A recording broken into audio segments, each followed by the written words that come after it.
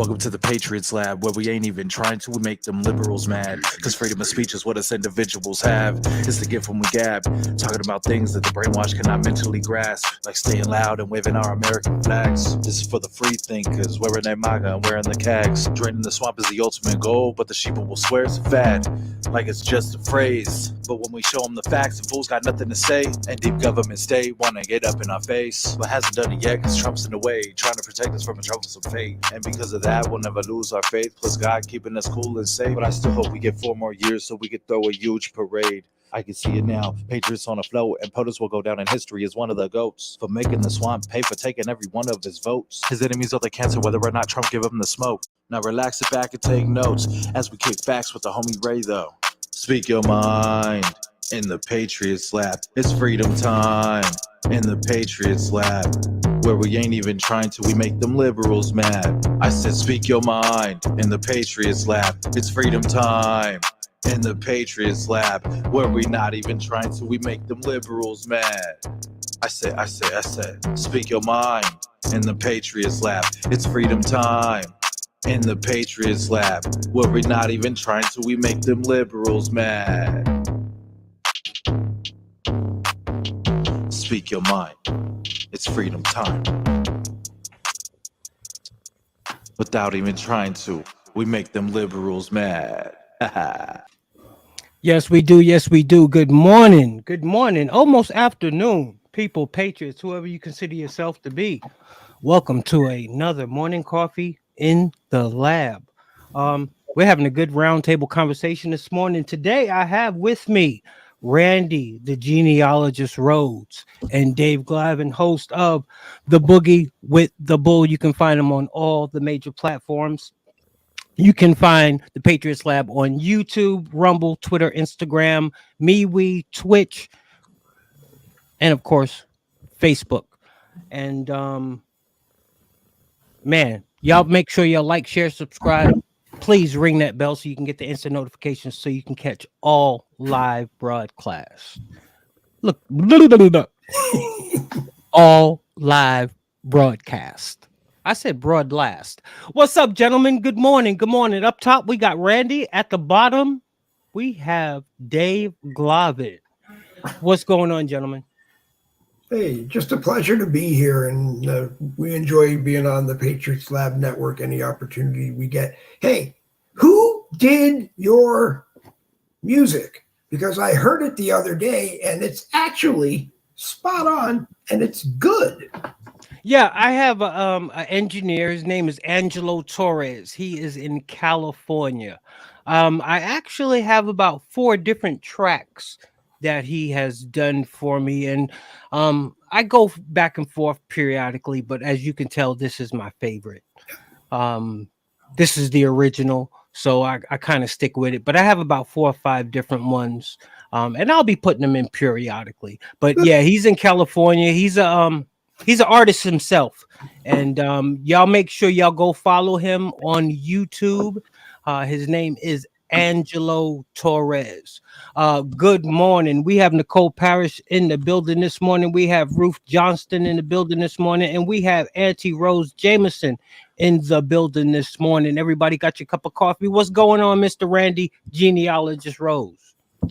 It's going. I know I've been silent for a while on different broadcasts, and some of it was health related, some of it's self entrapment of my mind, because I wanted to try and do something, and it didn't work out. My mouth wanted to say stuff that my mind said I shouldn't be, and I gave it into my mouth. And last night was my first foray back into the political conversations. So we'll see what happens from here on out, and who knows? Maybe I'll go back into the closet. Maybe I'll stay out of the closet. I don't know yet. Well, from a day-to-day perspective, have things been going, pretty good? I mean, well, I do genealogy for a living, and I had at one point 5 paying clients. One of them is in severe health, so God, I hate to think I'll probably be doing her obituary soon. The other ones, her daughter adopted a child, so she's going to redirect her funds to that for a little bit, and the other ones are kind of here and there. So I'm looking for new clients. But I love doing history because, I've said many times on different broadcasts that if we don't learn from our history, we're going to repeat it. And I'm going to tell you what, in the past 2.5, God, almost 3 years, I hate to think about it, we are repeating very bad history because obviously those on the left have not learned from it, or perhaps they have, and they're using it against those of us who are we the people who are fighting for our nation, for our rights to bear arms, for free speech, and so forth. So doing what I do and seeing the life that we're living right now, I dare say we're back in 1774, 1775, where the British were doing their worst against the colonials. And the colonials are saying, hey, we're fed up. We're going to fight back and we're going to dump your tea in the ocean. And I think that's where we're headed. So they're about to dump our tea in the ocean. Well, I don't know about tea, but definitely dumping something in the ocean. I would love to dump the Biden administration into the ocean. Let's see how many of them can swim. As long as they don't dump coffee in the ocean, I'm okay. They are drowning. They are drowning slowly, but surely. I mean, look at Biden. I mean, Biden can barely walk. I mean, he's a joke to watch as he walks. He has to have, people direct him and hold him by the arm to walk him across the room or back off the stage. He doesn't know what the hell he's talking about. He's a puppet for the left. He only mimics what he's told to mimic. His vice president, she is a freaking joke. I want to tell you, watching her do speeches at different events, it's like watching an elementary school teach.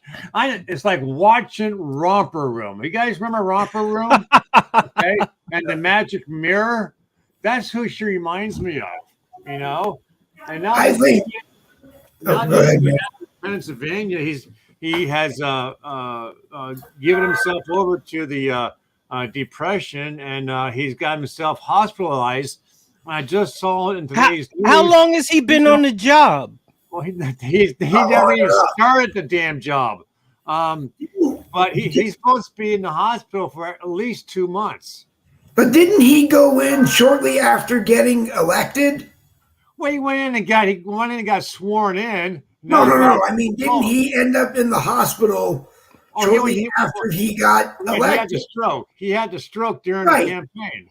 And we're talking about John Fetterman. In case you don't know who we're talking about, we're talking about Fetterman. And it just seems to me that the stress of the campaign probably caused a stroke on a guy whose mind may not be 100% there. So he gets back to health on that, and then he goes in, and now he's in the hospital with depression. And the only thing I can wonder is he had a stroke getting himself elected, got himself straightened out, showed up however many times he showed up, and now he's depressed that he won.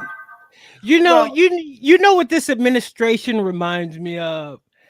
It reminds me of being on the basketball court and you get ready to get ready to go on a pickup game of 5-on-5. And everybody unpicked all the good players and you stuck with all the rejects. I mean, he had to put Camilla as VP. I mean, God knows, look what she's done or not done. You got Pete the I need to stay on maternity leave more often, Buttigieg, whatever his name is. I see he's never around, so I can't get familiar with his name. You have Who else is another dysfunctional part of the Well, administration? Kamala Harris is VP. Yeah, Right. well, you got the one that was going around stealing luggage. Oh yeah, Well, I just call them the non-binary that's no longer with the Department of Defense. And then you got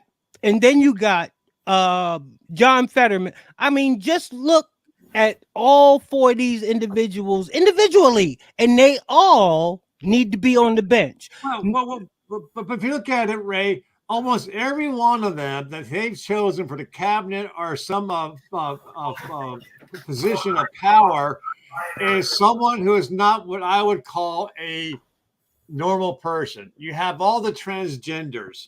You have the ones who don't know if they're a guy or a girl or a girl or a guy. You got the ones who had suffered strokes. You know, like Fetterman supposedly had suffered several strokes prior to the campaign. And then the stress of the campaign was 2 months ago gave him that bigger stroke. So now he can't talk. Now he's in depression inside a hospital. You got. You can't look at nobody in that administration and say they play a strong position. You know, it's like a coach looking on the floor. Yeah, it's like none of them are playing or have ever played a strong position at their position. I mean, Kamala Harris has never been to the border. Pete Buttigieg has never been to Ohio. I mean, these are czars in their area now. This is the 15 minutes after situations arise that's in their area, they're supposed to be right there. Right. Showing some type of leadership. See, when that train derailment happened, Pete Buttigieg, you're not supposed to be on every liberal news outlet. No, you're supposed to be down there pushing the baby stroller, walking through the neighborhoods with 50 people walking behind you, at least acting like you care, bruh. At least acting like you care. Yeah, Kamala Harris. Pete should have been there when I guess the sheriff made the decision that they were going to blow that car up, because from what I heard, the sheriff felt the best way to deal with highly toxic cars or cars with highly toxic chemicals on them that came off the track was supposedly to blow it up, hoping that it would instantly burn itself out. And I don't know if anybody looked at the fact that, well, what if it didn't? What if that cloud of burning whatever sailed on like a balloon from China and created more havoc as it was going? Plus, I still hold the whole supply chain issue with Pete, because Pete really hasn't done anything as Secretary of Transportation to make it easier for truckers picking up at ports, truckers picking up at train stations, trains getting through without derailing. No, he hasn't done anything to make that easier. Like I said, none of them. There's none of them in the administration that you can look at and say, "Damn, they're doing their job. They did their job." No, I take that back. There's one person on that side that did their job and did it damn well until he got busted. And that was Hunter Biden. Yep. Hunter Biden, man, he was hustling his ass off, bro. Well, He was going from country to country, slamming deal after deal after deal, making bank for the family. I mean, Hunter was hustling. So he was the only one doing what he was supposed to do. Right. But I mean, I guess there were, Senator Richard Blumenthal, who was Attorney General in Connecticut and then got himself elected a senator. He's a Democrat. You can decide whether you like him or not. I don't remember the train wreck, but it happened, I think, 4 or 5 years ago while we were still living there. He was the one who went to the Senate and said, we have to update the track, like traffic lights and everything, they're not working right. And, guys are taking curves, high-speed curves at 150 miles an hour that are only supposed to be taken at 30 miles an hour, and they're flipping their trains over. And we need to put some money into making sure the tracks are somewhat safe, and hopefully that these won't happen as much, if not at all. And I've never followed up on to see what, if anything, he actually did or Congress may have done. But, you know, that's where it is. I mean, a lot of these train derailments can be exactly like I just said. The engineer is taking it through at 150 miles an hour because he's taken a smaller train through at 150 miles an hour and not had any problem. But it's really because you're carrying highly toxic stuff. You need to slow that train down to 35 miles an hour and go through. And Michael Anthony, who I know and love from other broadcasts, had said something about they're hinted toward there are rules, there is etiquette. If there's two trains on a track, if there's two trains on different tracks going toward each other, the one that is heavier or the one that is carrying a more sensitive load, the one that isn't is supposed to stop and wait for the other train to completely pass you before they move on. And that's not even happened before. And there's been terrible derailments that involve both trains because of it. And, you know, I mean, well, here's a thought. You know, instead of having these, I don't know where you know, I know you guys both live near train tracks. I used to, but every train that went past where I used to live had at least 100 to 150, if not more, cars being pulled by like 4 engines. Here's a thought: instead of having these damn, mile long, 2 mile long stretch of train, why not have more train engines out there with smaller number of cars is carrying it? Because obviously it's a strain on the engines, a strain on the tracks that have not much weight on at one time. Would you agree to maybe, because they need 4 locomotives to pull it, if Amtrak police or Conrail police, whoever has the jurisdiction of the tracks in major areas, if they actually were at the train crossings that these trains are going through, making sure a car or a truck didn't stop on the tracks and is going to get plowed by a train, that there's actually somebody, some kind of traffic cop making sure. Well, that you don't need a physical person to have to cross the tracks. So you need to just go out there and put those damn crossing bars in place, but make them wide enough to cover both lanes. Hey, because listen, listen, guys. People going around those damn bars. I'm not. But if you saying that there are ways that humans and technology can make sure in certain places our rails are safe, or that you don't pull certain loads during the day when there's likely to be interference between everybody using the tracks and cars. Listen, guys, get across. There is. I can't say there is probably not too many railroad crossings that don't have the arms that come down from each direction and the flashing lights, because it's sort of like a stop sign, so it's there.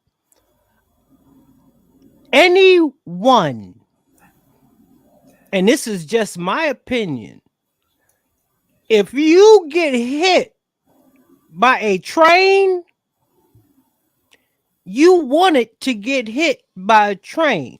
I live 20 yards from the tracks. Right. But I know, I'd say maybe 7 to 8 minutes. I won't say 10. 10 is probably a stretch. I'd say I know 7 to 8 minutes because I hear the train. So, if I can hear the train, I'm sure somebody that's on the tracks at the intersection, either they jump out the car and let the car get hit by the train.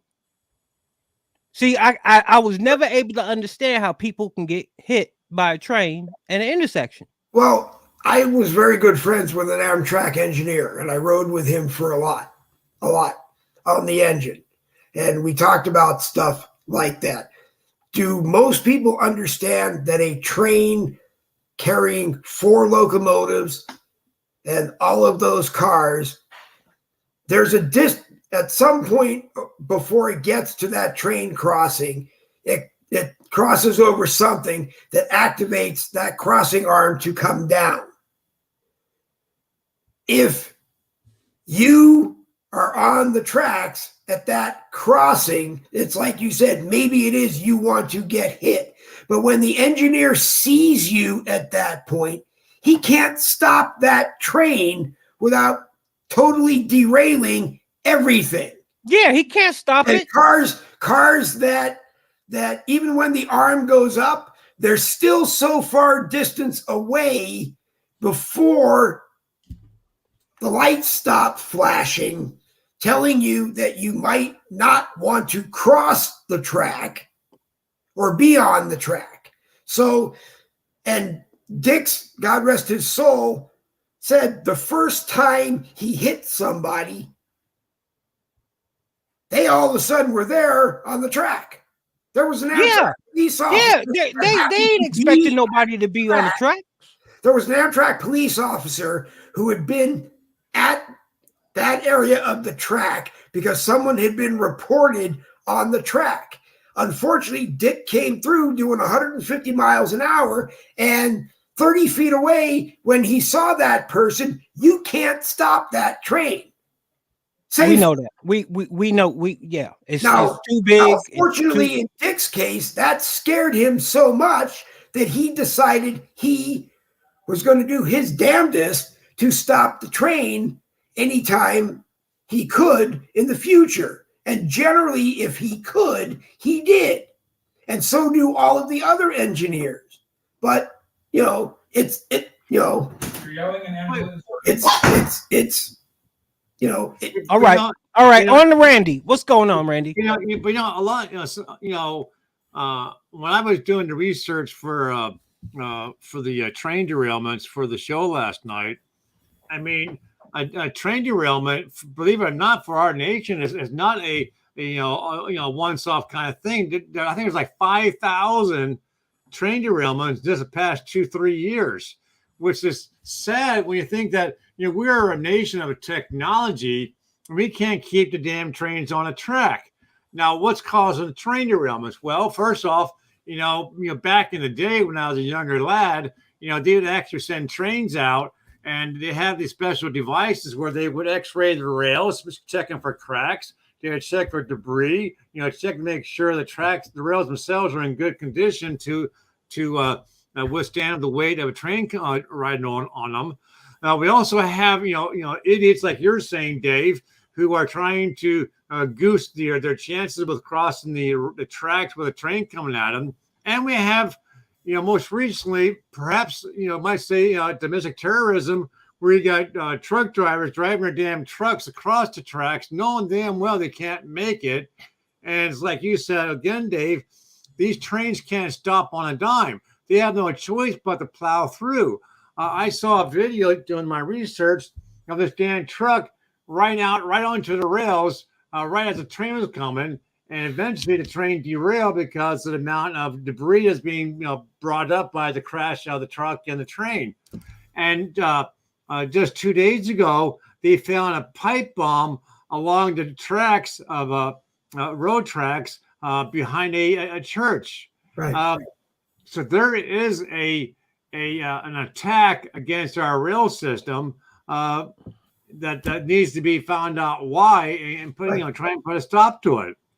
They do have even newer cars, Randy, like you said, that travel the tracks all the time, that are capable of straightening out bad track, are heavy enough that they can push debris that's on the track, off the track. The road crews that they send out to do it all. But again, it's all part of money that whoever owns the tracks. Conrail owns some tracks, Amtrak owns some track, other small railroads that went out of business and became part of Amtrak or Conrail. It's just like anything else.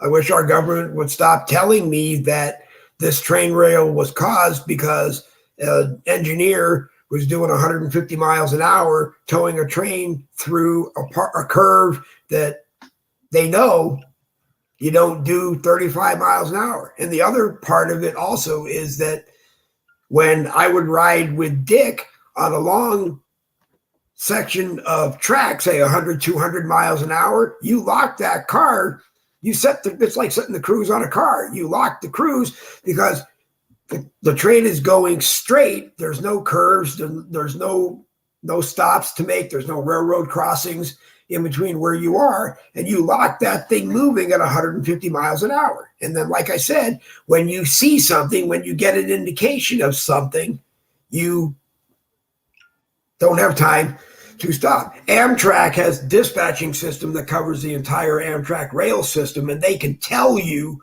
when you're 200 miles away from something that you're going to go through, that they had reports of debris on the track, and you answer the Amtrak dispatcher that and you're supposed to take it. If you're doing 150 miles an hour, you slow it down to 50 miles an hour or 35, whatever you need to slow it down to, and you go through that section of track. But the problem is train engineers fall asleep just like disc jockeys do, and they're not doing it. Maybe the trains need to be converted to some kind of autopilot so that, it takes over and I don't know what the answer is, but I do know that some money is needed to be put into improving train safety on our tracks, because we rely so heavily on trains for public transportation as well as moving the supply chain. But the left is also blaming Trump, for this train derailment. When don't they blame Trump? They blame Trump. They blame Trump from Nancy Pelosi said in 2016, the only job I have for the next 4 years is finding something to impeach Donald Trump and make sure he has to resign. And, I wish I could have Nancy on and look at her and go, well, Speaker, no disrespect, but you impeached him twice and he finished his term. You know what they sound like? When you're a kid and you're growing up, well, I don't know if y'all can relate to it, but you know how kids sometimes see my microphone's going in and out on me. They'll blame their behavior or the way they act because they dad left. They're 22 years old. They dad left when they were 5, and every mistake they made since they were 10 or anything, and up until their current age, they blame, because I didn't have a father. So, that's an excuse for not knowing the difference between right and wrong. Right. But to me, so every time something comes up, they fall back to Trump. It's almost like they don't realize or they don't understand that game is up. That game is over. I mean, people see it for what it is. Couldn't we equally find a Democrat president that was just as bad as any other president and blame all our problems, go back to Obama, and we're a terrible country because Obama did everything wrong for 8 years. See, to me, it's just we don't do that. But that's what people have to do, right? When they can't stand on their own doings or their own job performance or their own record. They just have to continually tear others down to elevate themselves. Do you ever say to that criminal who's now in jail for life because he blames everything on not having a father, wasn't you're not telling me that there was no male figure in your life other than the man who helped create you with your mother.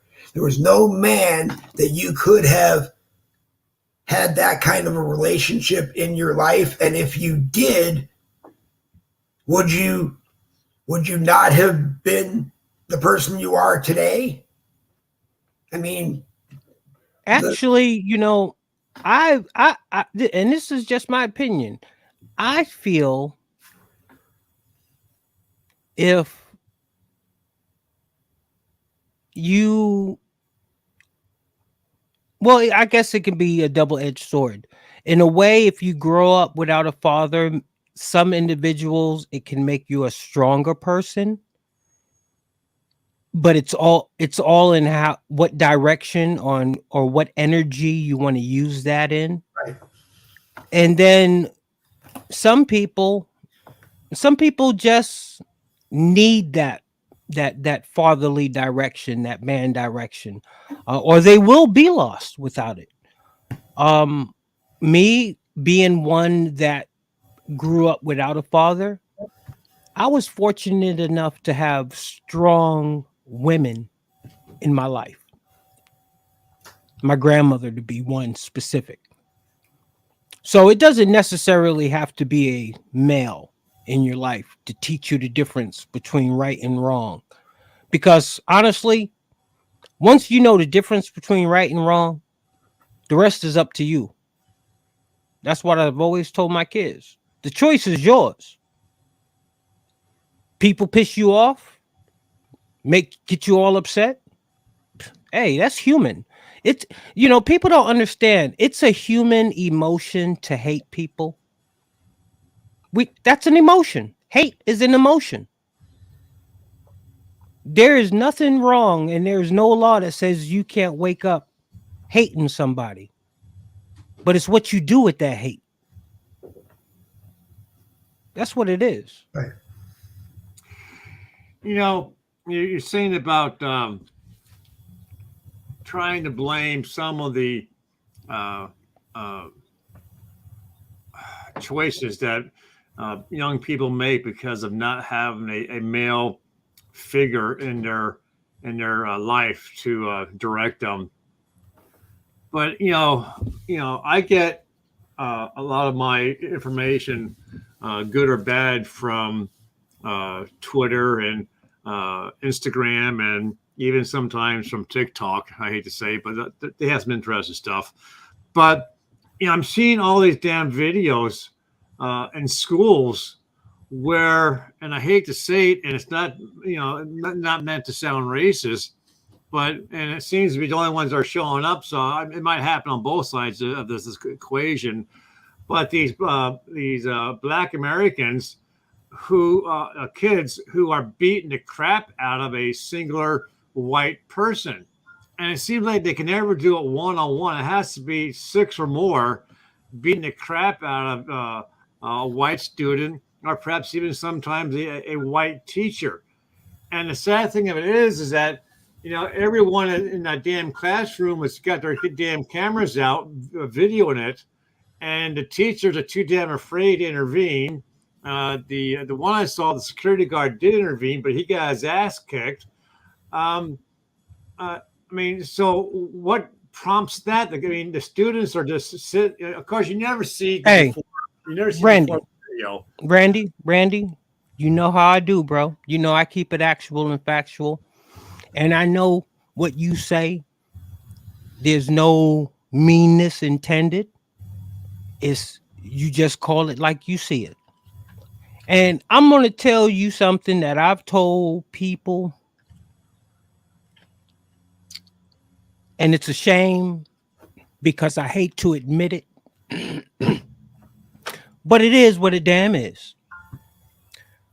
Me and my wife, or just me, I can be walking down a dark alley that's 50 yards long,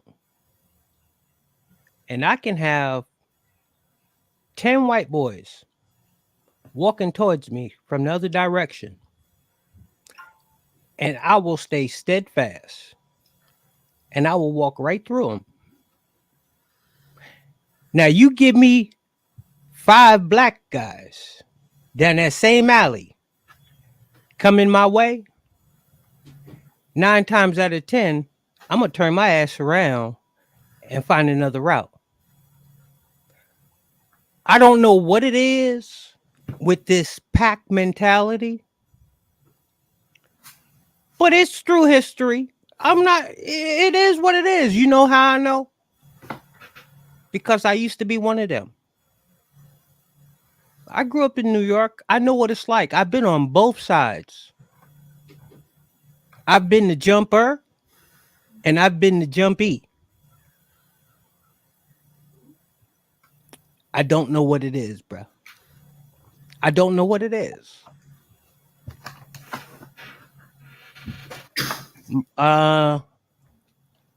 People have been getting they've been jumping people for a long time.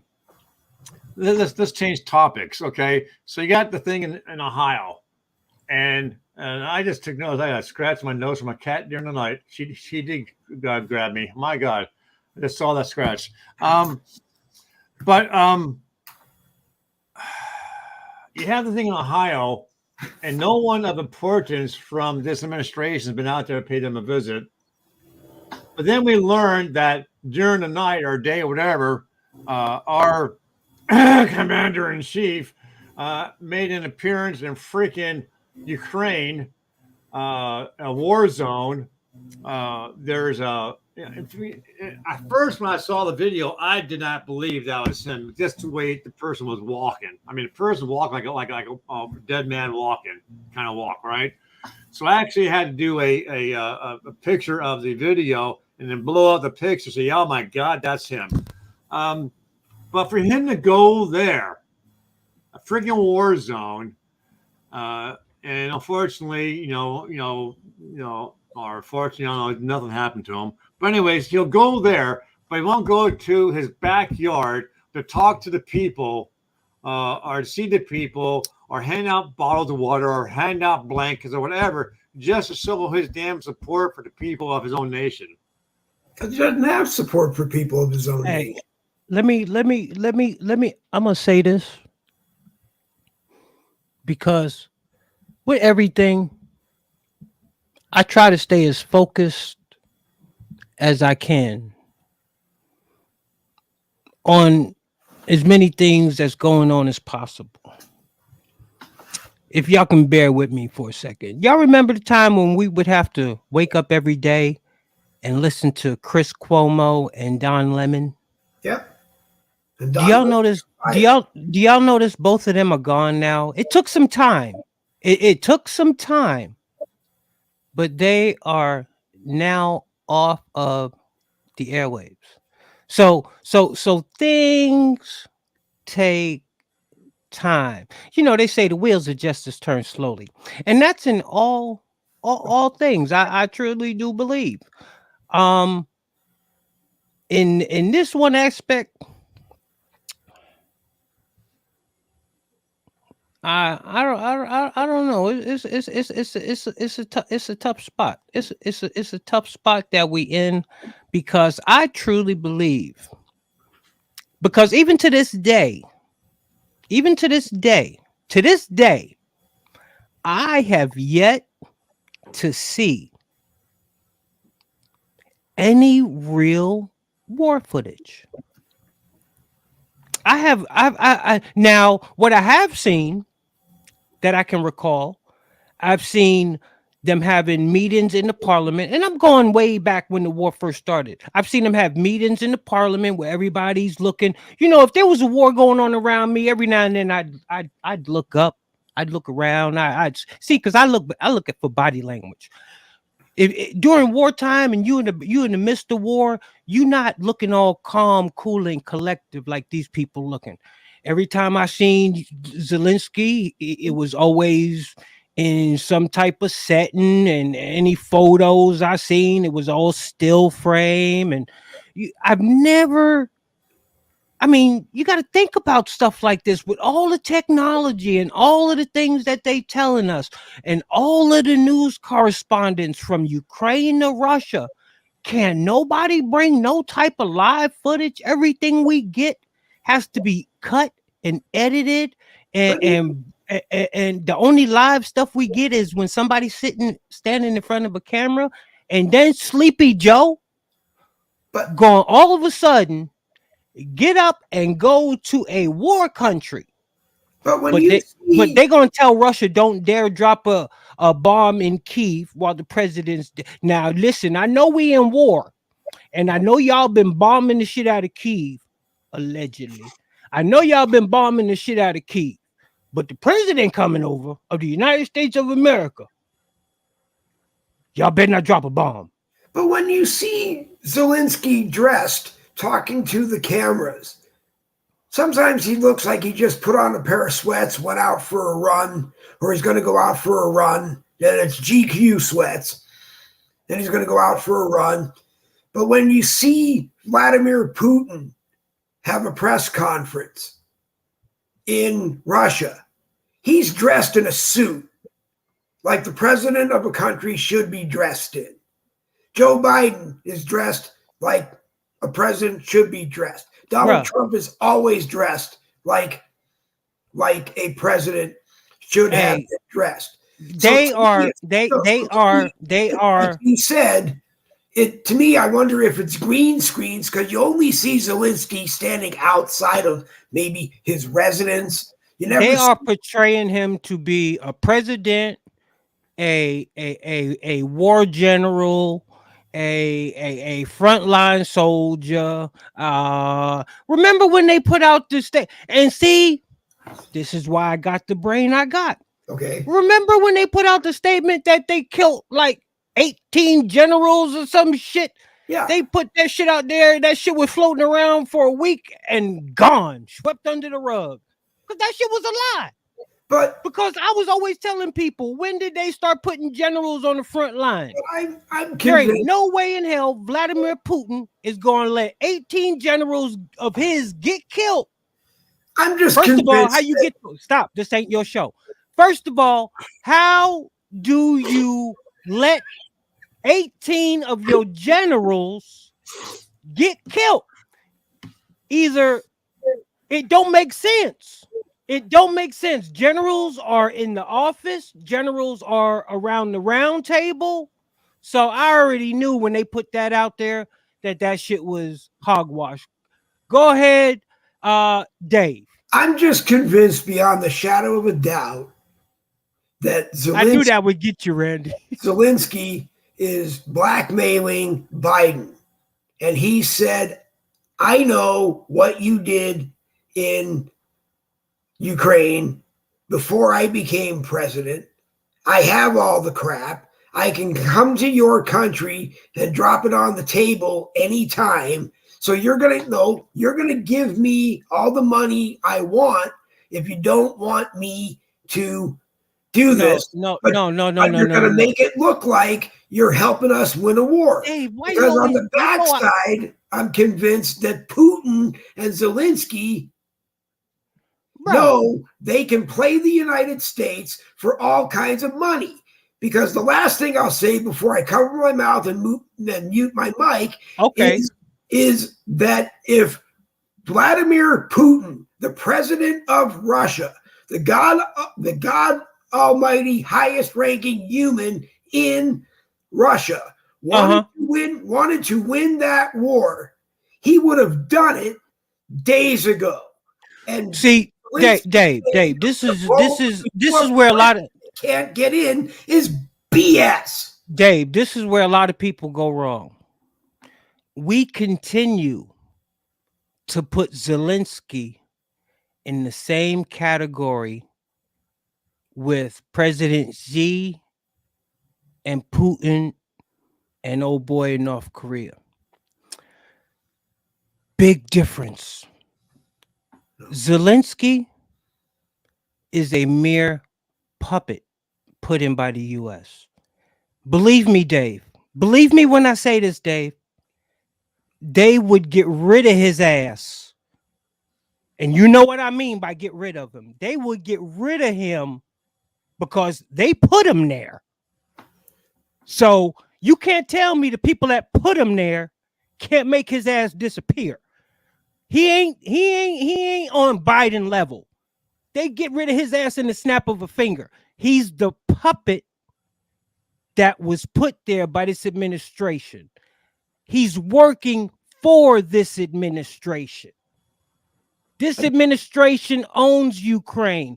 Just go and now, yeah, you right about one thing. Zelensky knows everything because he's the puppet. So he has to know what he's so does puppeteer Putin. of. He's not a puppet.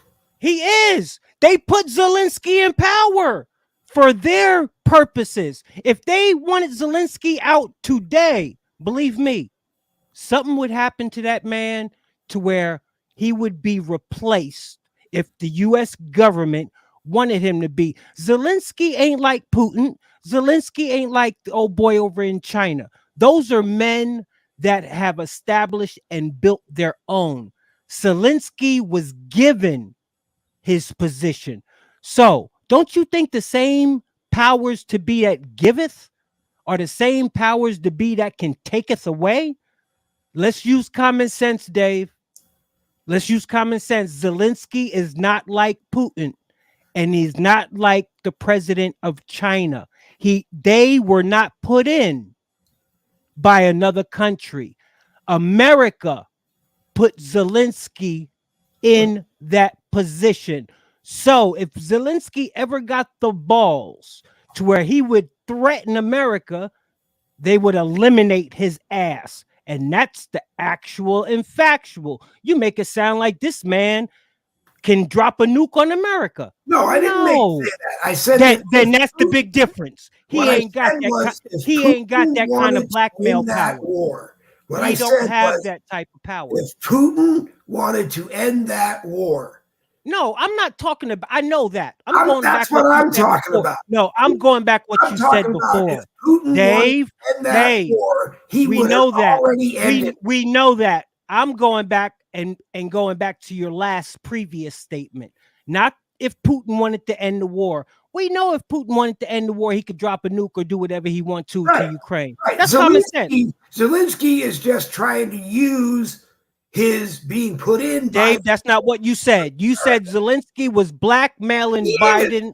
No, he's not. How can you blackmail your boss? Because he got all this crap that he thinks that if he exposed to the world, thinking the world doesn't already know it. But he knows they will kill him. Not kill. He knows they will eliminate him from that position. So why would he? Dave, the US is never going to go into Ukraine and take on Russia to win a war.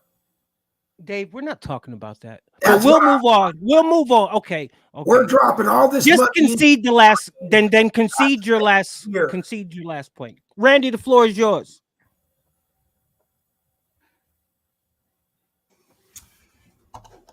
You know, my take on the last 10 minutes of conversation. It might sound like I agree to some degree with Dave, God forbid.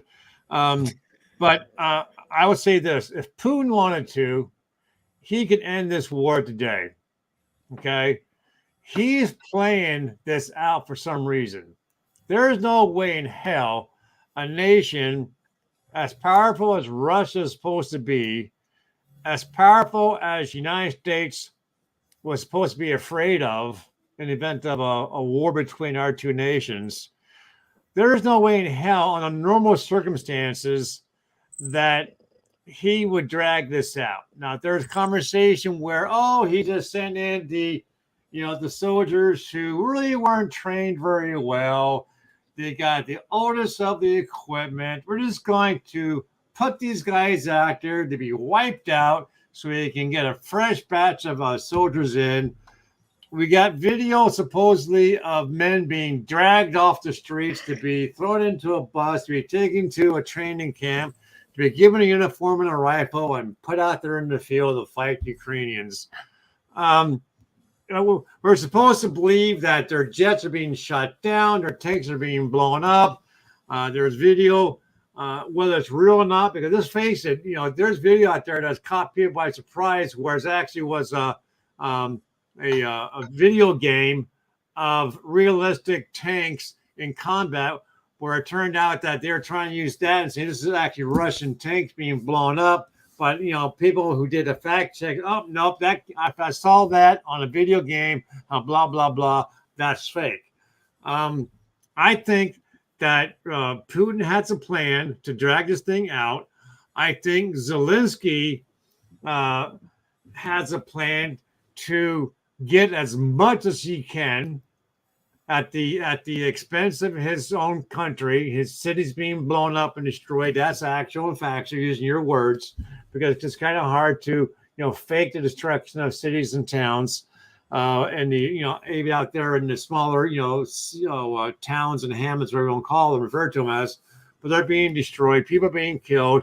But with all the equipment that we have given Zelensky, and all the equipment that Germany and Poland and England has given Zelensky,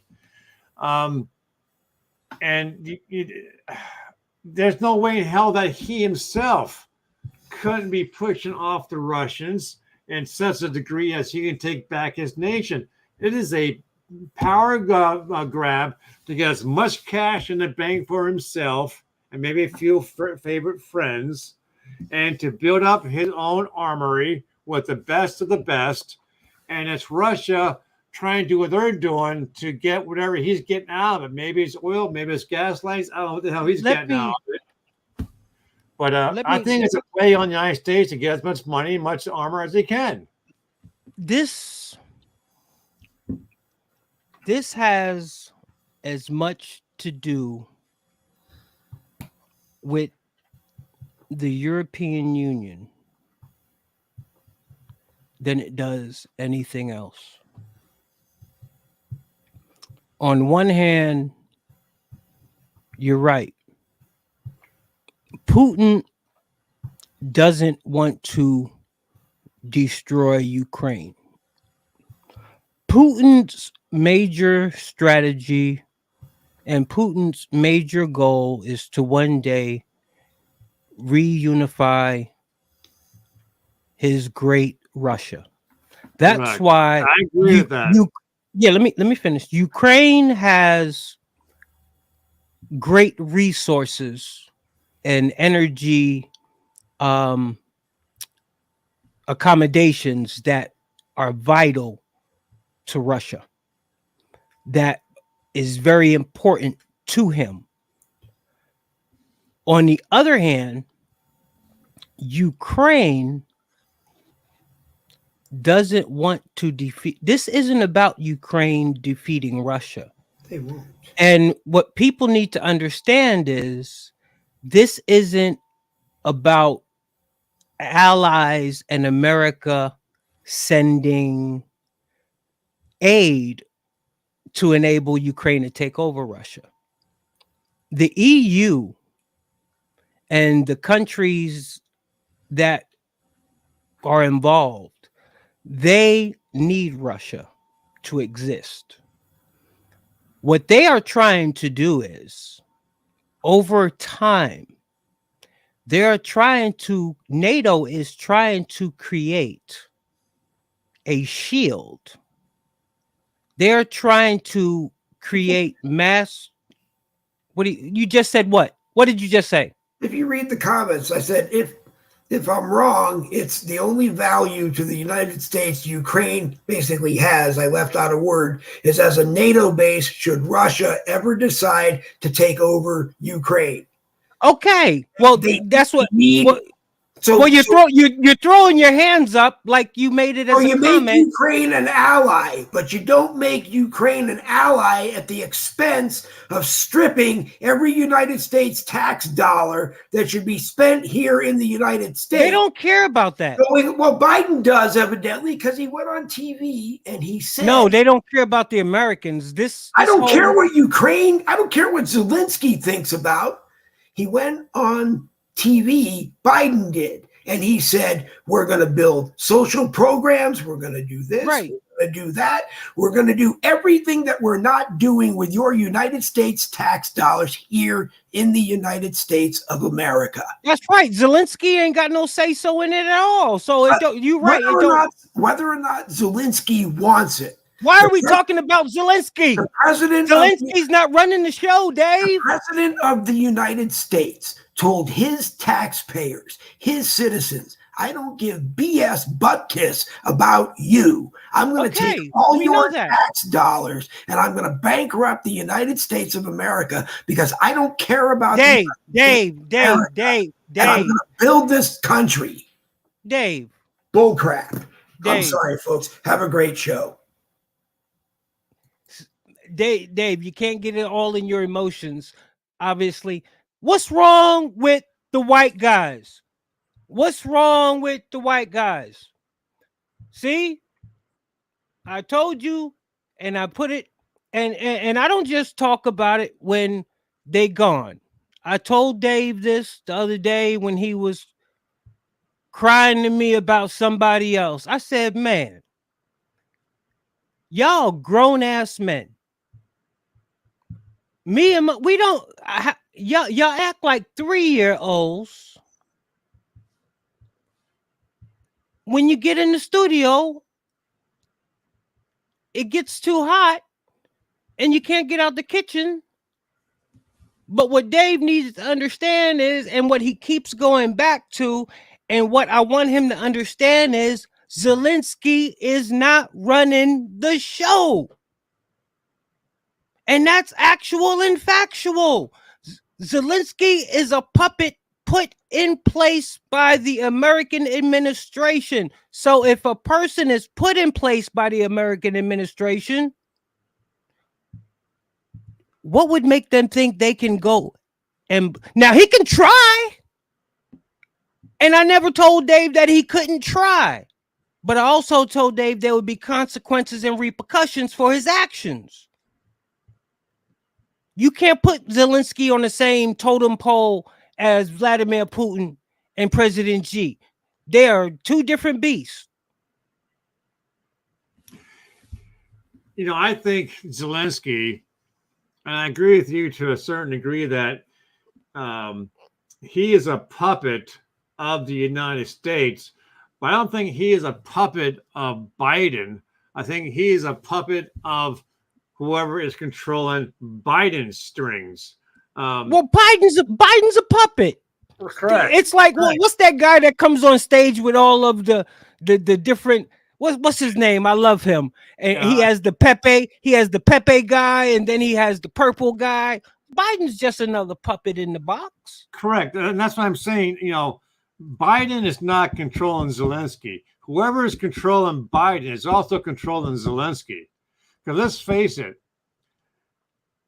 the money's being made by the Americans who are the billionaires who make money off of manufacturing military weapons. Okay, so as we're giving shit to Ukraine, we have to eventually at some point replace our shit. So whoever owns the manufacturing plants of those military weapons is making a shitload of money. Our government is paying for our stuff to give to Ukraine, and then our government is paying to replace our shit. So they're making money. War has always been about making money. It's never been about, caring for the people. It's always been about those who are in power, who have the manufacturing ability to, at some point, Ukraine's got to be rebuilt. Okay. So we're going to go over there with our construction people. We're making a shitload of money rebuilding their cities, their towns, their hamlets. We're making a shitload of money by selling them bullets and tanks and planes. It's all about money. And as long as we can drag this shit out, it's the couple of people on the top of our American hierarchy that's making a shitload of money. Whether it be Soros or someone else, I don't know. Good morning, Auntie Rose. I got my Auntie Rose Jameson in the building this morning. But you are right. You're totally right. War is about making money, bro. It's about making money. And Joe Biden could he could disappear tomorrow, and this agenda would not miss a beat. Correct. This agenda would not miss a beat. And you know, for a man that, to me, has done 10% of his job, I give him 10%, and that still might be a stretch. You're being generous. I mean, and for things to be happening in the country, whether we like it or don't like it, and most the 83% last time I checked didn't like, what was going on. So, he's willing to take the downfall for things that they want him to be. Do you ever think that Joe Biden just thinks he's just old and his time is gone, so he'll just be a sacrifice?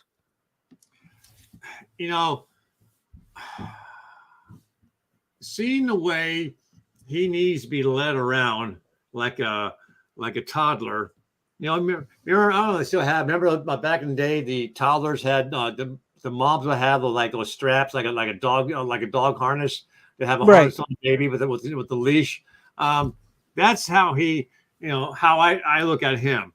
I think it's all about his wife, who is using him to be the first lady, because obviously she's getting something out of it. And of course, the family's getting, secret protection, but I don't think he has. I mean, I think the only time he is cognitive enough to talk is after they juiced him up. Okay. I hate to say it, but I know how I am on my pain pills. I have had 4 total knee replacements, 3 back surgeries, and other shit going on. So I take pain meds, twice a day. And during that twice a day for 2 hours, I'm flat on my ass, asleep, because that's the reaction of the medication. But when I wake up, I'm awake and alert. And I got all this energy going on. And I think that's what happens to him. He has what's called, I think he has dementia. He might even have a touch of Alzheimer's, and he does what do they call it? Nighttime, night shade night. Oh shit. There's a terminology for people who have dementia, and at nighttime they get really bad. So you don't put no faith in the medical report, because they say he's fit for duty. Oh, come on. They won't even let the doctor come out and take questions, though. That's the confusing part. That's something right there, okay? I mean, this guy needs to be. They won't let the doctors come out, because the doctors can get in trouble if they come out and say something. Now, they can doctor up whatever paperwork and say the doctor said this, and we'll never find out. But a doctor cannot get up there, because he took an oath. Yeah. He cannot get up there and say this man fit for office to the American people, knowing that knowing this man ain't fit. He'll get right up into the game. I mean, unfortunately, the doctor has, the patient, doctor privilege, so he can't say what really is going on. But the proof is in the pudding, as my mom and my grandmother used to say. Just look at his actions. I mean, the Easter Bunny had to redirect him back to where he was supposed to be. That's sad. Okay, there's no way in hell he has a healthy, clean, healthy bill healthy. Where a healthy, clean bill health. Okay, I'm getting excited here. The guy shouldn't be in office. He's a puppet. Kamala Harris shouldn't be in office. She's, almost as bad as a puppet. She's a romper room, teacher. But if they can steal 2 major elections, they can tell that doctor what to say. What do you think about all of these mass shootings that are going on right now? I'm gonna just take California. I'm just gonna use California. I know we spoke about other ones, but I just pulled up California, and in the past 44 days, 19 people have died from shootings. In the past 46 days, in the United States alone, there have been 72 mass shootings. Mass shootings consist of 3 or more people. You know, Ray, when you give numbers like that and you look at the city of Chicago, there is no freaking comparison.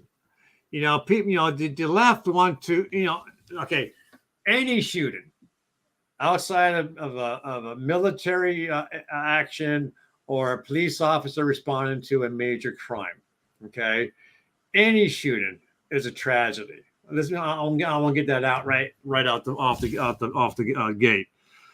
But the left wants to use an individual who goes in there with a weapon, okay, and shoots up a place, and multiple people are injured or killed, okay. And right away they want to blame the gun, okay. Right away they want to assume it is a white, you know, person in the 20s and 30s, conservative Trump supporter, before they even find out who the hell he is, okay? Because they have to get that out there. And they do that because that's the only thing a certain climate of our nation is going to remember. It was a white man, but it turned out it was an Asian man. It turned out it was someone else. It turned out it was an older man. It turned out it was some, you know.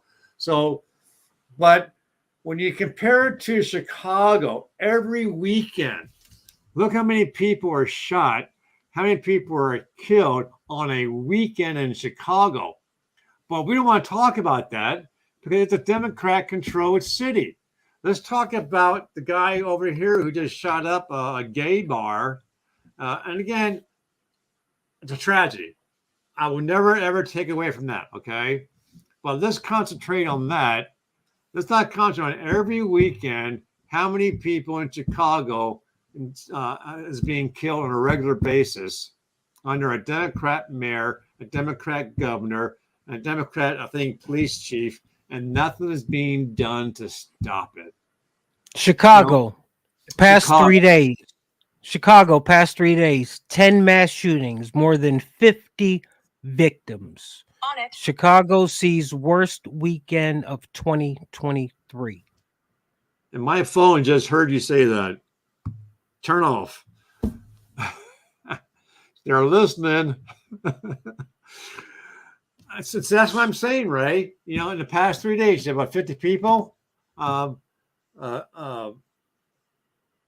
we don't want to hear about that because it's a Democrat-controlled city. You know, and let's talk about Florida, where it's a Republican conservative-controlled city.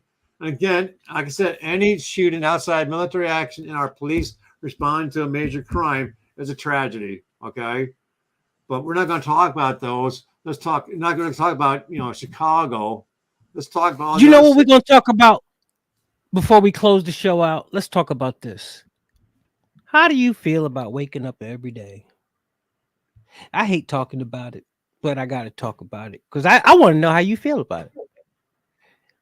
I never thought that we would live in a country where we have politicians that are just willing and freely able to come out and say what laws have been broken, and it's still baffling me, Mr. Randy. It's still baffling me because every day I wake up, they're describing and they're saying we know this happened, we know that happened, and these are all high crimes, misdemeanors, and treason acts that are taking place. And I'm having a hard time. I'm watching the TV. I'm like, wow. So y'all sitting here telling me that y'all know all the illegal shit that happened, but y'all can't do nothing. That don't make no sense. Okay, now are you talking about politicians going to waive it or people in general? The government, the corruptness that's going on. You know, with all of it, they still trying to find ways of justifying illegal activity. Well, we know he did this. We know he got caught. My thing is, I'm just like, am I gonna wake up tomorrow and somebody finally go to jail That's where I'm at right now. I'm like, okay, can I wake up tomorrow and see somebody go to jail? Y'all already put out all the illegal shit they did. Y'all already know. This is confusing me now. Because Ray, now I never really see too much about Republicans breaking law. I mean, I'm sure there's some that are there, but I know I've seen in the news that the ones who are Republican are have lost their position or they're spending time in jail. I've seen they was all focused on lying on Trump. Now, but it's the Democrats who can break the laws, and I'm talking about the ones who slept with a Chinese spy, the one who had a Chinese spy driver. I'm talking the ones who are faking reports to try and impeach the president, and all these other the illegal server, the emails. No one's going to see a day in jail because they all have enough evidence to take down 3/4, if not more, of the Democrats in office. Maybe some Republicans, but primarily Democrats. Because to get those people in jail, you have to have so many Democrats in Congress or Senate, along with the Republicans, to get their asses in prison. And they're not going to do a damn thing because Hillary said that if I go to jail, I'm taking a lot of people down with me. And I've said this for 3 years. The Democrats will tell you what they're going to do, how they're going to do it, when they're going to do it, and then they do it and they get away with it because they have the evidence to nail a lot of people, and the Republicans are afraid to bring it out. That's my opinion. This might go down as the saddest time in American history.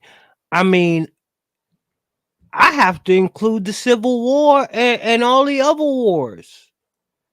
But I really believe that this right here is the mother war of all wars right here. Is what we're fighting against.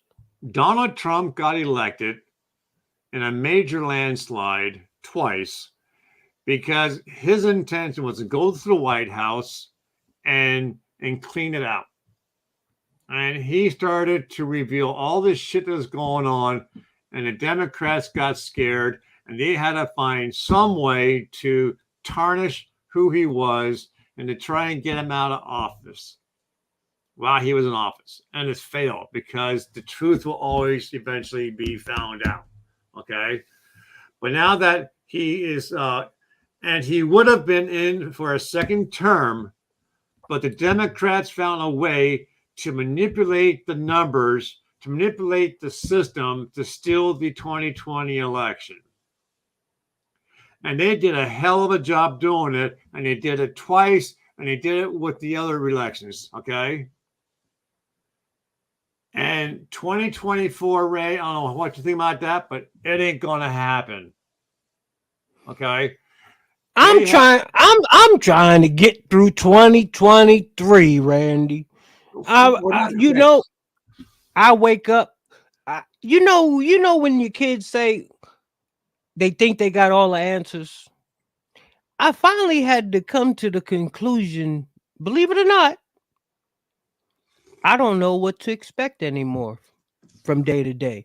Like I told you, I hope I can wake up and find people going to jail.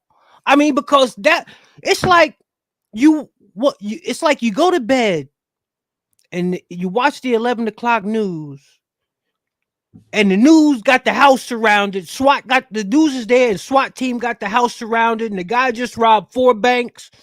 And you like, damn, I'm gonna wake up tomorrow and they're gonna have old boy in handcuffs. They're gonna be perp walking him. And you wake up and the police, they packing everything up, and you don't see nobody being led away in handcuffs. And then later on that afternoon, the news cameras come on. They're like, well, he got away. He slipped through the cracks. I mean, you expect when something's at such an obvious level, you expect for something to happen. You got little kids talking about, Daddy, they going to jail soon. I mean, little 5 and 6 years olds can see. Yeah. I mean, what these people doing. That's because the 5 and 6 year olds being taught by good decent parents saying, son, daughter, if you do something wrong, you're going to pay the consequences. If you take that piece of candy, you're gonna get your hand smacked. If you do this, you're gonna get your butt spanked. And they know that there's consequences for your actions. The problem is in the major cities, and I can only speak to what I've seen. Okay, there may be others on the right side who are doing the same thing as far as walking away from a crime. Well, I can tell you what I've seen on TV, on Newsmax, on, God forbid, every now and then CNN, and so forth. You see these people in Democrat-controlled cities, Democrat-controlled judicial systems. You've seen them do the crime. They were arrested. The cops did their job, and they walk away because the Democrats want the criminals to stay criminals. They want them to be free because they're doing exactly what they want to do. That is to disrupt the social standing of our cities, our nation, our way of living. It's like I've been saying for years, since the 2020 theft of the election. The left uses Antifa and Black Lives Matter to burn down cities, to loot, to destroy, to kill, to maim. They get away with it. They're on freaking camera, facial ID, the whole 9 yards. Not one of them going to jail. But oh my God, you have a handful of conservative Trump supporters who got mixed up with an FBI trap to go into the White House. Okay. And they're in jail now for 2 years, have not seen a court, have not seen a judge. They're living in filth. Last night on the American Billion show, the guy who was a stalwart supporter of Jerry was part of that January 6th. He was arrested. He paid bail. He got out. Something happened. He's back in prison. And last night they announced that he is on a food starvation protest. Okay, he is refusing to eat. Randy Gressenbeck, I just sent you the link. Hopefully you can get on. If you can't, reach out to me and I will send you the StreamYard link a different way. I might have to type it in to you on text. I'm finding that people are having a difficult time a little bit getting on, but if you are having a difficult time getting into the lab, for me that's a good thing. That means I'm back on the radar. That means I'm making waves. But I can text it to you, I can send it to you, and then you can just come on via text if you are on your phone. But let me remind you, you don't have the greatest reception when you're on the phone. So while we're taking this little intermission, y'all make sure y'all like, share, subscribe, ring that bell so y'all can get them instant notifications. My guest today was Randy, the genealogist Rose. We had Mr. Dave Globin in the studio this morning, but he took his basketball and went home. But he's blowing up the comment page. Dave, we still love you, bro, and you're more than welcome to enter back into the lab at any time. But remember, this is the lab and not Boogie with the Bull. So, in the meantime, in between time. Oh my God. That's how we do it. We have fun. And if you want to be a guest in the studio, just drop your man a DM. Say, I too want to be a guest in the studio and chop it up. And I will go ahead and surely send you the link. But we've just been here having a great day, a great round table this morning about everything that's going on in society today. And it's just hard to believe. I just got information that Joe Biden shuffled his way over to Poland. So I think he's on a speaking engagement tour to points unknown. So I wish he hurry up and get to the border. you know, that has, at the end of this administration, there's going to be a top 10, maybe a top 5. I don't know if I can call them mistakes, mishaps, or, you know, what do they call it? Intentional grounding in football, when you do something deliberately. But I think numero uno, and for those of you, numero uno, y'all better start taking up that second language. You know, they already got it on the phone as a second language. When you call somebody, English, press 1, Spaniels, press 2. Well, before you know it, it's going to be Spaniels, press 1, English, non-existent. So, hey, what is this country coming to? Are we even going to have an America in 50 years? Are we even, what are we going to call this place? At one point in time, they called it the melting pot. Well, damn, this pot is overflowing. And there's actually some ingredients that we didn't put in this pot that just found its way in here.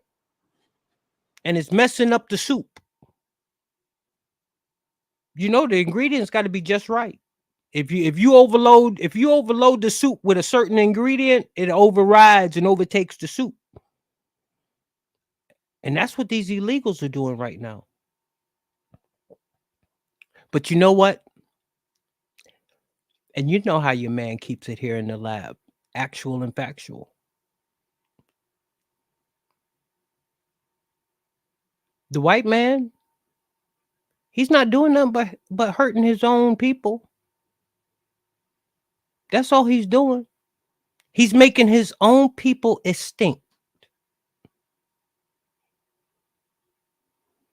by thinking what he's doing is slick.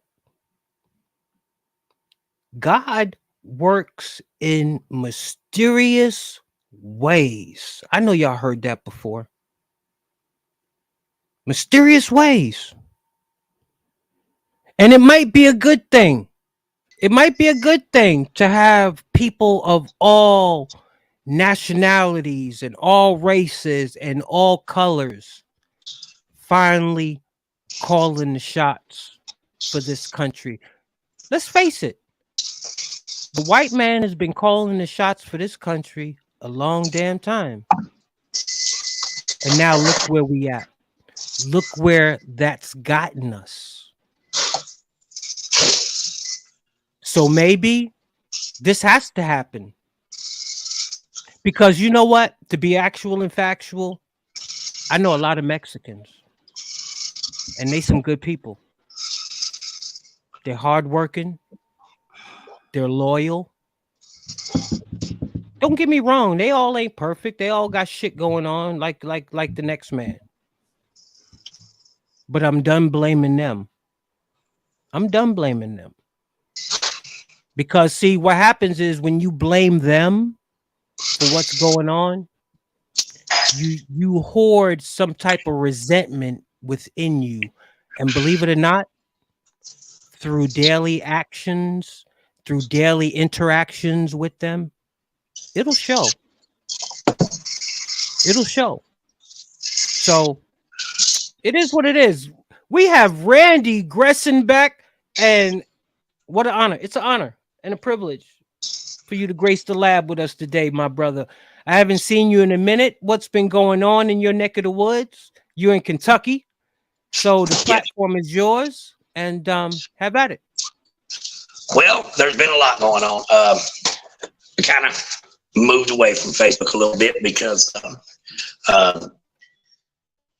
well, I hate to put it like this. You know, sometimes God does strange things in people's lives, and He's directed me to more so use my passion and talent that He gave me for creating venues and reaching people for His purpose. And I managed to, we did that Georgia event, I'm sure you're familiar with, Mac McGregor. And it was at Lucretia Hughes' house in Loganville, Georgia. Ladies and gentlemen, if you have never met Lucretia Hughes, you have surely missed something special in your life. This woman touched. She's changed me. She's changed my home, my family, and my children, my wife, my relationship. She's just, and didn't even try. She just lives by example. A wonderful, wonderful woman. But I've been really busy. I officially incorporated with SHG Entertainment with Lost Ghosts, who also, by the way, will be dropping an album in March with Jelly Roll. We've put out our first single. We haven't put it out. We haven't released it. One of our singles with the new artist, Miss Taylor James, which was viewed by Atlanta Records over the weekend, and they loved it. But we haven't done any contracts yet. But these same people had the opportunity to meet Miss Lucretia too, and we have ventured a different way, and they have offered their time and their services working on a artist bringing awareness to human trafficking and child abuse tour, which was our next venture. We're going to go across this country. We met some wonderful people, Miss Mary Skelly, who also I've sent you her information. She'd be a very, very good show for you, Mr. Ray. Her daughter, and I didn't even know it was her daughter. I'm listening to her speech about this 13-year-old girl that was taken into human trafficking and the terrors and the things that she went through. They even down to market her as their property with tattoos. And she gets to the end of the story. She says, I know these things are true because this is my daughter. And it was like swallowing a ball of cotton. And amazing. She's gone all over this country speaking on the roots and terrors of human trafficking. So we've all in line, and that's going to be our next venture, is to bring together artists and people that are viewed every day as icons across this nation for a different purpose as an icon and role models. And that's why I've been around. That's what I've been doing. And by May 13th, I had the pleasure. I'm sorry, but I had the pleasure of actually being in a live chat with Lucretia Hughes yesterday for the first time. And it's funny, I came across her. I didn't know who she was. And I'm like, who is this lady? So I clicked on the picture, and I seen her following. And then I seen her other profile pages. So I looked at a couple of her videos. And boy, I tell you what, I was like, where have you been? I have never seen you before. And I went and subscribed. She is amazing. I'm going to have the opportunity to meet her at the Faith Over Fear rally. I'll be down there for that. May 13th. And Night Out SHG is writing a song for Lucretia called Faith Over Fear. We're connected with Mount Carmel Mass Choir in Georgia. The song is going to be awesome. It's going to be used on our platform as well as any of our shows and events. So I'm glad you're going to be there. You're going to get to meet everybody. That's going to be cool. And it's going to be a pleasure seeing you again, my brother. And let's get into the next segue. And I think it's a good segue. I'm glad you actually were able to pop up. And we're going to go ahead and start this off with Randy. Child trafficking, human trafficking, children being taken away from their patriotic parents just for the sole purpose that they're patriots. It's happening everywhere. What's your take on that, Randy?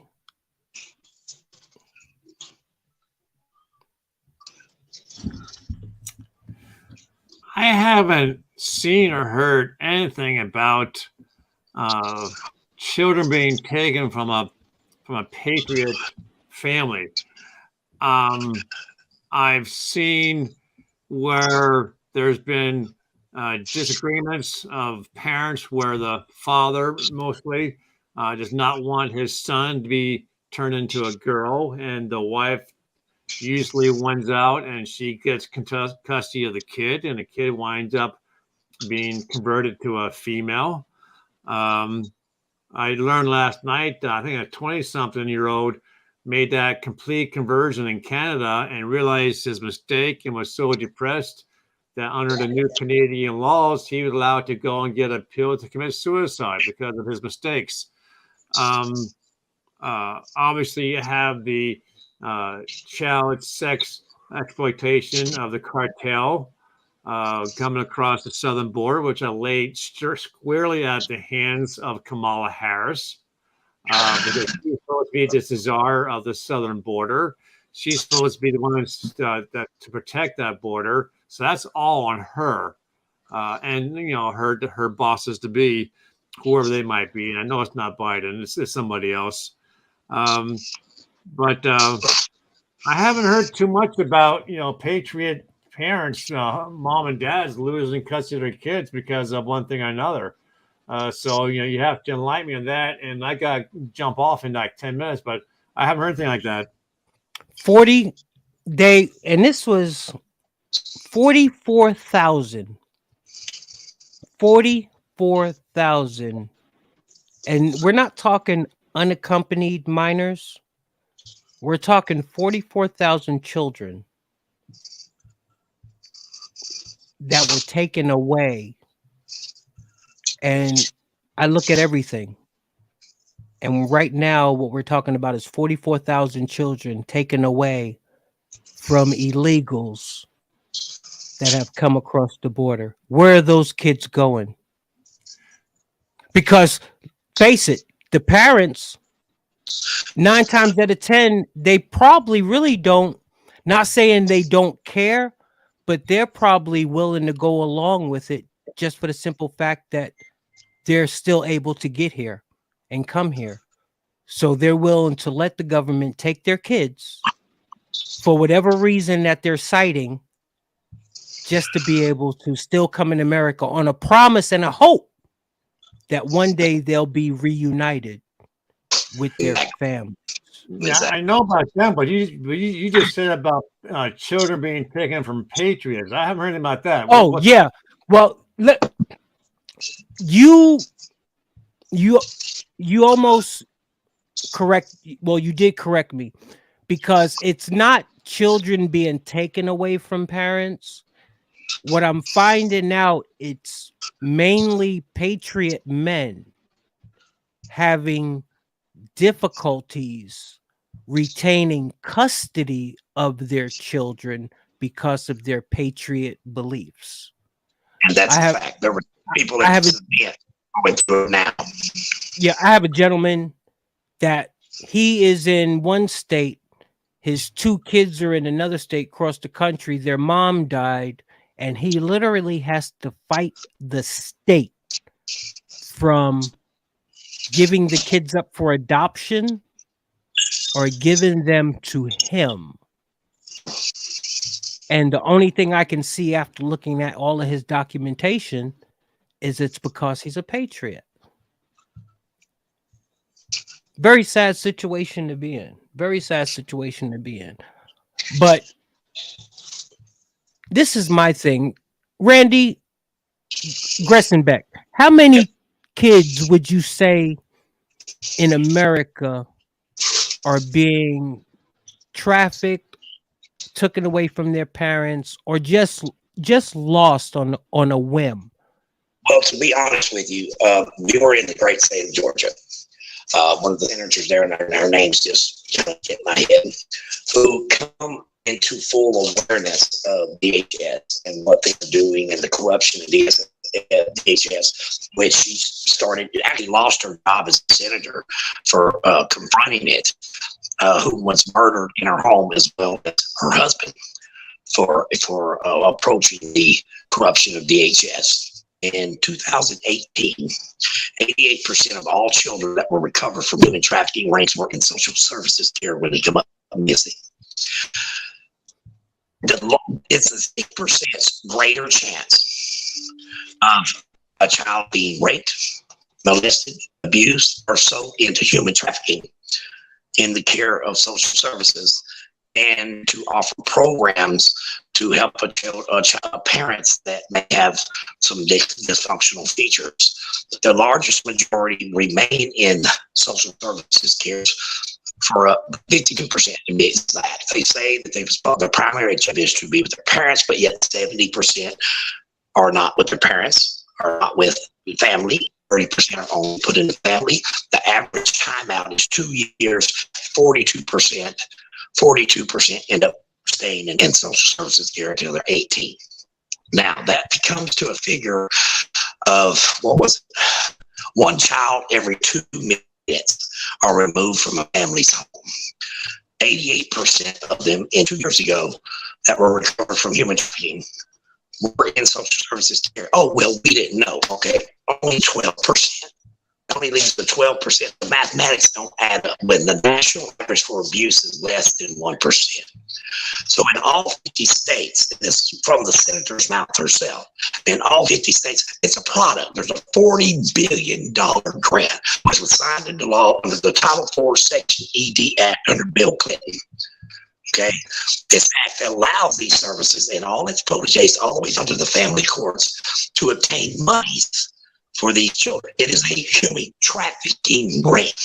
Regardless, the parent is automatically no good faith when he steps in the court. It's a biased caseload assessment. Basically, a person who comes off the street, doing your college degree, becoming a CPS worker that says, "Oh, well, you joined 5 years ago when you was on the football team. Now you're a domestic threat to your child." You know, that's all they got to do is create. They hide evidence, they plant evidence, they falsify the documents. Parent goes to the court, he is immediately demonized. He has no good faith in the court, so the family court systems are broken. And more so for veterans.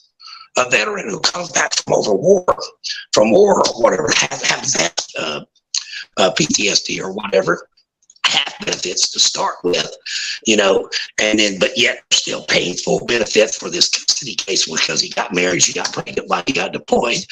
Now, when he goes into court, he's immediately considered a domestic threat to that child. Okay, these children are being put into these foster systems and left there. And these foster systems in the state of Arizona, you can be arrested for sex offender after so many years and still be a foster parent. This is what we're dealing with. And you're talking one child every 2 minutes. So the national average for abuse, less than 1%. It doesn't mathematically add up to my children at a rate of one child every 2 minutes being removed across this country, except that they're a product. And that's what they are. They are a product for multiple things like organ donors, etc. They are a product. Then how did they get these products? They look for parents who are, for example, activists, like you were just speaking, someone that has something labeled on them, or a recovering addict, or someone who has a dysfunctional relationship, or more so single fathers. Single fathers are the greatest threat to have their children removed from them in this country. Excuse me, pardon me. Let me go ahead and interrupt you real quick. Let me go ahead and give Randy the floor. He informed me he was going to leave in 2 minutes. Any last minutes? Because I know how Randy can be. He'll just pop off the screen. I'll be like, where'd he go? But any last words, Randy, before you head up on out of here, sir? Yeah, I'm hoping to get a little bit of clarification on a comment you made a little while back, right before Randy G jumped in. That you're blaming, the white people for the condition or the shape that our nation is in right now. And I don't want people who might see this broadcast and take that. Hopefully, I hope they don't take it as a racist comment or as a reason to do more harm against white people. Now, I will give you this. Yes, the majority of the people in power, whether it be the government or in a financial situation like commerce or manufacturing or just filthy damn rich, yes, they are primarily if not all white people. Well, But hey, hold on. But the people are only in control, no matter what the color of their skin is, based on the people below them, give them that power. Okay. And I understand that, but being that, and you made a good point, because I don't want people to think that I'm blaming the white man and just labeling him, because you know what? There's enough blame to go around. I've watched my people destroy the inner cities. Not making your economic situation an excuse for why the living conditions are the way they are. You can take pride in where you live. What I'm talking about is the powers that run this country, unfortunately, is the white man. And what his policies are doing with the open border. There's no black man running this country. That's actual and factual. Barack Obama wasn't running this country. Barack Obama was taking orders from the man, just like everybody else was. So the man that's running this country, and we got to keep it actual and factual. I mean, I'm not ashamed to say it. Okay. It is what it is. But the people, okay, the people who are the face of the power, the ones that we see on TV or on campaign trails, yes, primarily they're all white. Right. Yes, but people behind them who are providing cash are primarily all white. Okay. But it is the people like you and me who allow them to steal elections without being caught. But I'm not talking about that. What I'm talking about is how it's going to enable how their policies with the open border, letting all these illegals in, how they either doing it realizing or doing it not realizing, it's going to make them the minority. That's all. Correct. That's the only comparison. And what I'm trying to say is they're actually giving up their country and don't even realize it. They think what they're doing is slick. See, they think what they're doing is a power grab, and they're flexing their muscle and they're doing what they want to do. But in actuality, they're hurting themselves and they're hurting their race, because their policies are going to make their race a minority in this country. We already are a minority. Well, yeah, exactly. I'll agree to a certain degree that if the people, we the people, continue to allow the Democrat Socialist Communist Party to remain in power by stealing elections, okay, they, through their own policies, allowing the trafficking and the millions of all kinds of nationalities cross our southern border, eventually we will become the minority, if not extinct in our own nation, okay? But it still boils down to those of us like you who are black, who are Hispanic, who are white, who are Asian, who support conservative Republican Trump policies, us standing back and doing absolutely nothing to stop it. We are enabling those who are in power to remain in power, to continue to destroy our nation. Facts. Straight facts. And with that, I got to bounce. You guys have fun. Appreciate you. Well, Who the men that my question, and who tell the president to do what men we talking about? Let me put that up there. Who the men that my question, and who tell the president to do what men we talking about? Tell him to go get Egypt and Unique Baker and bring them back from Seattle, Washington. What's up, brother Larry? That's the brother I was just telling you about. He is in Georgia, actually, Randy. And he He may be the guy that was at the event, the Unity rally. you, Sure. you met Larry Baker already? I may have. There were so many people. I may Okay. have. He's the gentleman I was just talking to you about that had the mother pass away in Washington State, and now he's fighting to get his two daughters. I think this. Yes, I know that he had a fight with Washington State. Yeah, I don't know. It sounds like the same story. Was he were you at the Unity event? I'm not sure. I'm not sure if he. I'm not sure if he was or not. But I will forward you his information.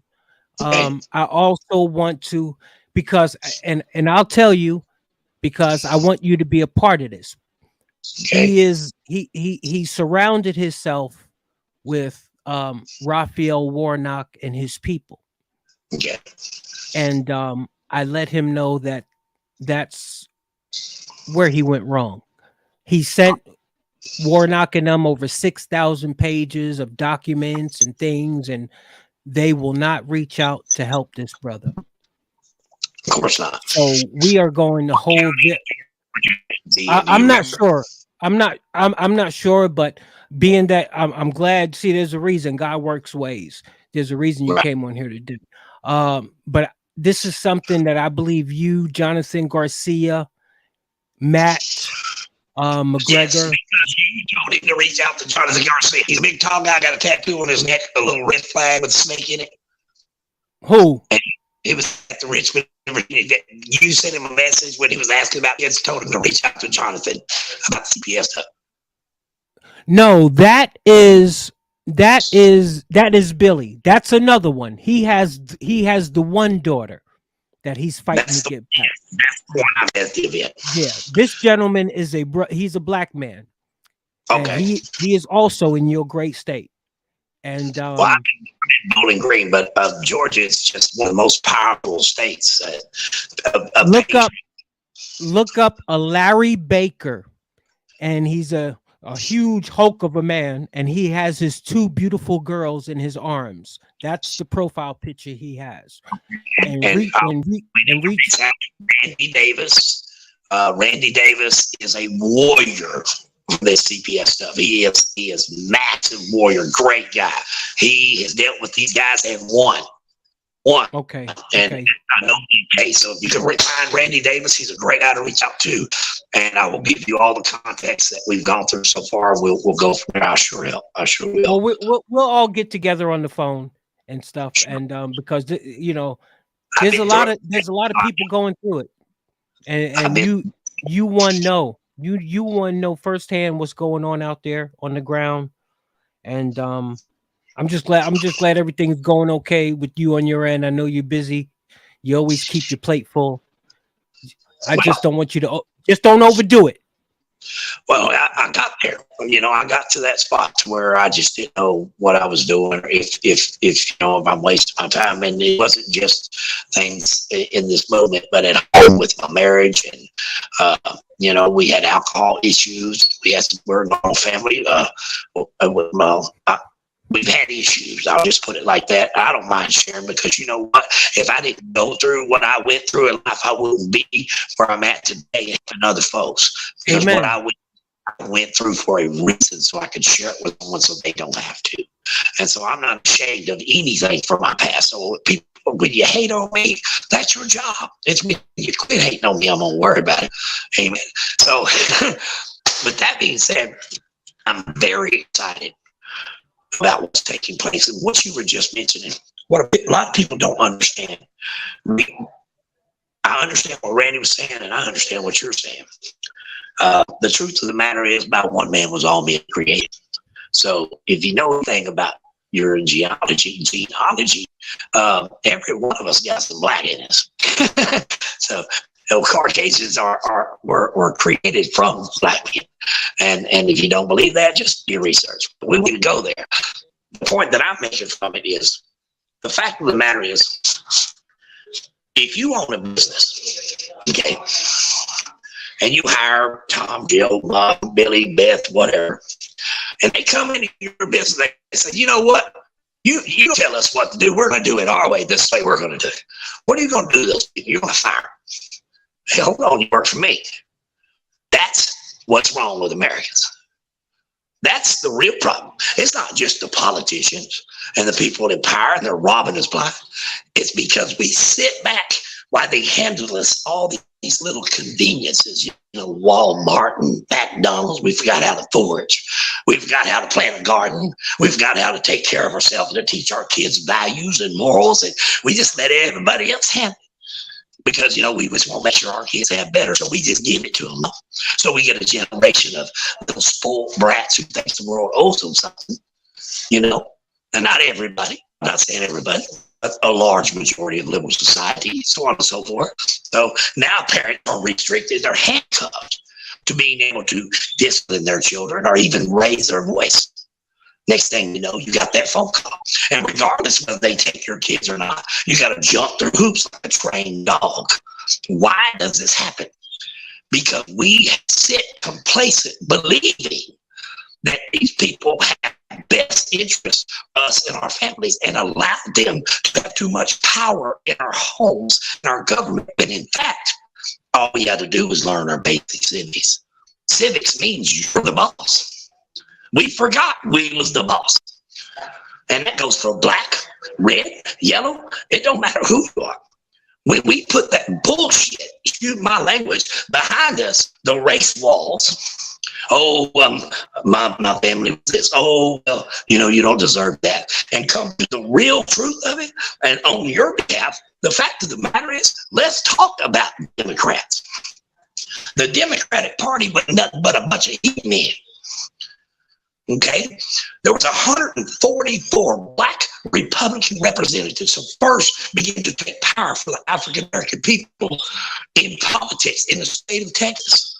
The Democratic Party created a large group of white business men, and a deck of cards, just like you go to war, to people to exterminate, including white Republicans at the Republican conventions. These white businessmen, corporation guys, become the Ku Klux Klan. The same ones every 4 years that says, hey, we're sorry. You know, vote for us if you ain't black. You ain't black if you don't vote for me. That's the truth. The truth of it is, we the people, we are valuable only as an asset for a vote every 4 years. We want the black man's vote. We want the middle-aged white man vote. We want the Latino vote. And the truth of it is, they just want to vote. And we remember that anytime a politician gets rich from politics, he's not a politician, he's a freaking crook. He's a freaking crook.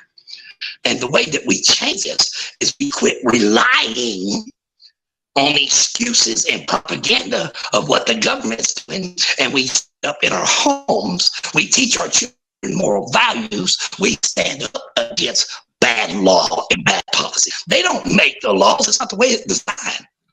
It's supposed to be 3 branches of government, right? Right? The legislative, the executive, and the judicial. So we go to our local levels and we say, hey, mayor, or, you know, city council, that 4-way stop sign over there is killing people. We need something done. Whatever it may be. They take it to the next level, and they take it to the next level till I'm just a bill. Say I'm only a bill. But we forgot all these things. You know, we forgot. We are in control. And when we ain't doing nothing, guess what? They get to do what they want unchecked. Well, what do people do when they get money? I mean, I got 10 folks that are famous singers. They don't even call. They don't even know me. They wouldn't do a benefit if one of my children were dying from cancer. If it got into their schedule where they would get paid. That's what money does. You know where they got it? They got it from you and me, because we continue to go in there and work for nothing, be treated like shit. And they rob us blind through the biggest fraud ever perpetrated on American people in 1913 under the Woodrow Wilson administration, the United States taxes. It ain't even part of the U.S. It's a foreign entity. But once you enter into a contract, you're bound by law to the contract. But we just blindly let it cheat. Oh, well, they'll And that take is the truth. That is the truth. And we Randy, are- Randy, I hate to cut you short because, man, you can talk all day and I ain't got another segment. But I do have to head out. I have an appointment. It was actually at 12 o'clock. Please, you so busy. You got 4 pages up right now. I don't know which ones you took down and which ones are still running. Please send me a link. Okay, send me. Hey, when you keeping it actual and factual, that's what you got to go through, bro. They don't want you up there. I understand. They don't want you up there. So send me the 2 that work good for you, because I need to stay abreast and have you get with the lab and update Patriot Nation on what's going on. Well, I hope your Patriot Nation's going to sit with me behind that sound booth so they can do some live recording at that event, because I'm going to be sound, you know. We'll get that. We'll get that. Hey, I'm probably gonna call you on the phone later on this afternoon and do a link with Larry. We'll get better reception and we'll be able to talk more in depth about the issues that he's dealing with, and see if we can get the tentacles out a little further and broaden his support base. And I'm sure he will appreciate it. That's just how God works. And we have to remember, people, patriots, whoever you consider yourself to be, patience is a virtue. All good things come to those who wait and trust in the Lord. All right, brother. Hey, I appreciate you, man. Any last words before we step off the set? I got a couple of names. I didn't get them all because she was so big. Mark Robinson, Lieutenant Governor of the state of South Carolina, will be speaking at Faith Over Fear. There's another congressman, and I had his name papers over there. Several great, powerful speakers. This is a revival. It is an event that Miss Lucretia, when you hear her story, this is a woman who used to, when you hear gunshots, you know, just had to hope and pray that it wasn't close to her house, that come from nothing, and said, you know what, I'm tired of living in a poverty mindset, and raised herself up under the words of her mother, and has in love with God and country, and believes that empowerment of women, and you girls out there who are going through these things, she had to get up off the floor while being stomped and walk away from even her children to get away from an abusive relationship while the sheriff was going to arrest her and put her on a bus and said, you know, make something of yourself. You know, and she went and she made something of herself. And she empowers women. She empowers you for the faith over fear, because that's a fact. May 13th, if you ain't got nothing to do it, if you do got something to do it, cancel it. If you miss this event, and I don't care who you are, what color you are, what sexual preferences you are, it doesn't matter. If you want a new experience in your life and meet people who are out fighting for your children and your country, then that's the place to be. Y'all come see Lucretia. All righty, brother. Have a great day. God bless you. Hey, people, patriots, I appreciate y'all for tuning in for a great conversation here on Morning Coffee. I appreciate all my guests today. Dave, Glavin, Boogie with the Bull, Randy, the genealogist, Rhodes. If you need any lineage work done on your family tree and your family history, you go ahead and look up Randy Rhodes. He's a genealogist and one of the best out there. And as he would say, at a cheap low. And finally, but not last, I want to thank Randy Gressenbeck for gracing the Patriots Lab today and giving some of his insight on what's been going on and what's to come. So from your man here at the Patriots Lab, you already know, hey, you either be there or be what? Peace and love. This is your man, and I am out.